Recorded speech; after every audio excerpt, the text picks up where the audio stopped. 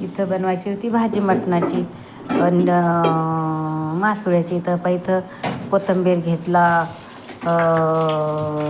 लसणाची पेस्ट बनवली, पुन्हा टमाटर घेतलं.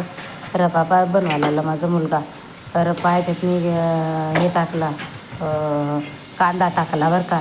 तर कांदा टाकल्यावर मग मटणासाठी त्यानं कांदाच घेतला. तर म्हणलं का रे म्हणलं पेस्ट नाही घेत नाही म्हणून पेस्ट ती बनवली त्याच्यासाठी मासोळ्यासाठी. तर दोन उभ्या तेल टाकलं, त्यानं पहिल्यांदा तेल घेतलं होतं मग दोन उभ्या तेल टाकलं त्याच्यातनी. तर हे कांदा आता भाजून घ्यायचा बरं का, भाजून घ्यायचा मस्त लाल जरच होऊ द्यायचा. फिरून फिरून फिरून फिरून लाल जरच झाला ना तर आता त्याच्यात आणि दोन चमचे तिखट टाकलं आणि 2 चमचे हे टाकलं, मसाला टाकला. फिरून फिरून घेणार आहे ती. तर पहा कशी काही बनवली, पहा कसं लाल जरच ती मस्त भाजू दिली त्याने. आता लगेच त्यातनी कोथिंबीर टाकला तर त्यात ती फिरून घ्यायचं बरं का आता. तर पहा आता फिरून आता थोडं पाणी म्हणजे तेच पाणी टाकायचं आणि फिरून घ्यायचं, त्या चिकनचंच पाणी टाकायचं आणि फिरून घ्यायचं. मग ते असं मस्त पेस्ट अशी बनवली पाहते ती चांगली असं एकदम शिजू द्यायचं आता ती. तर शिजल्याच्या नंतर आता वरतून हळद टाकायची. हळद टाकणं झाली का नाही की लगेच ते थोडं फिरून घेतलं ना आता. तर लगेच आता आणि आपलं मटण टाकून द्यायचं, चिकन टाकून द्यायचं, त्याचं आता शिजलेलं टाकून द्यायचं आणि मग आता खाली फिरवणार आहे ते. म्हणजे ते म्हणे ठेवून येते म्हणजे ते. तर मग ते आता फिरून घेणार आहे आता ते. घेतलं आता पाणी टाकणार आहे, पाणी टाकलं ते कांदा पाणी टाकलं की आता ती शिजून मस्त असं एकदम पाहते ती स्पष्ट भाजी झाली. इतकी छान भाजी झाली पहा, हे का चिकनची. मग चिकनची भाजी झाली ना तर आता कोथिंबीरवरून टाकलेलं आहे पहा. बघा तुम्ही कोथिंबीर पहिला टाकला, आता मागून बी टाकला. आता ठेवली इथं कढई. कशासाठी ठेवली कढईची तर मासळीची भाजी करण्यासाठी. तर तुम्ही पूर्ण व्हिडिओ बघा तुम्ही कसं केलेली आहे, कशा पद्धतीने केलेली आहे. तर मग आता पाईचं तेल कमी पडलं होतं म्हणून त्याच्यात मी तेल टाकलेलं आहे.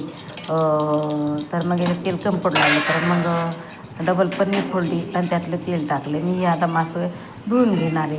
तर मग इथं कोथिंबीर घेतला, टमाटर घेतलं, इथं 2 चमचे तिखट घेतलं, 2 चमचे 2 चमचे मसाला घेतला. तर इथं काय आता मी धुणार आहे. तर मासूळ धुणार आहे आता. मासूळ चांगले धुतलेली आता त्याने पूर्ण याच्यात टाकून दिलं, म्हणजे मीठ पण टाकून दिलं, चवलसार मीठ म्हणजे टाकून दिलं, पूर्ण त्याच्यात टाकून दिलं तेल. आता भाजून घेऊन राहिला तो. भाजून घेतलं ते झालं का नाही की आता भाजून असतं मस्त एकदम पहा किती भारी भाजलेले मासोळीची भाजी. तर आता काय नाही सोतून घ्यायला लागले म्हणे आई सवतून घेणार आहे म्हणजे माझ्या हातानं कर देऊन भाजी तर गोड लागल.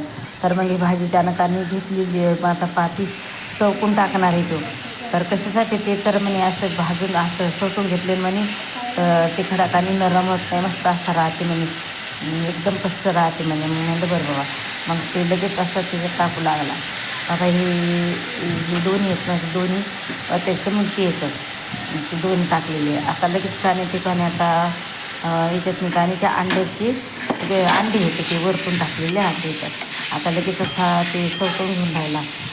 ते मासोळीचे पिसं चवचवून घेतले म्हणे तर छान लागतात म्हणे. मग चवचवून घेतले तर मला म्हणे बी खातं का थोडे स्वतःच म्हण नाही बाबा मी नाही खाणार. तर मग म्हणे बरं ठीक आहे म्हणे. मग आता पाणी टाकू लागला. पाणी किती टाकू लागले ते फक्त पेलावर पाणी, म्हणजे कशी पावभरच मासकी होती मग त्यानं न तिकून सून शेतात पोळ्या बनवून राहिली होती. तर माझ्यासाठीच हे ते मासोळे फक्त, त्यांना नाही जमत ना मुलगा म्हणे मी नाही खाणार म्हणे. तरी माझ्यासाठी पहा किती छान आता कोथिंबीरवरून टाकलेलं आहे बरं का.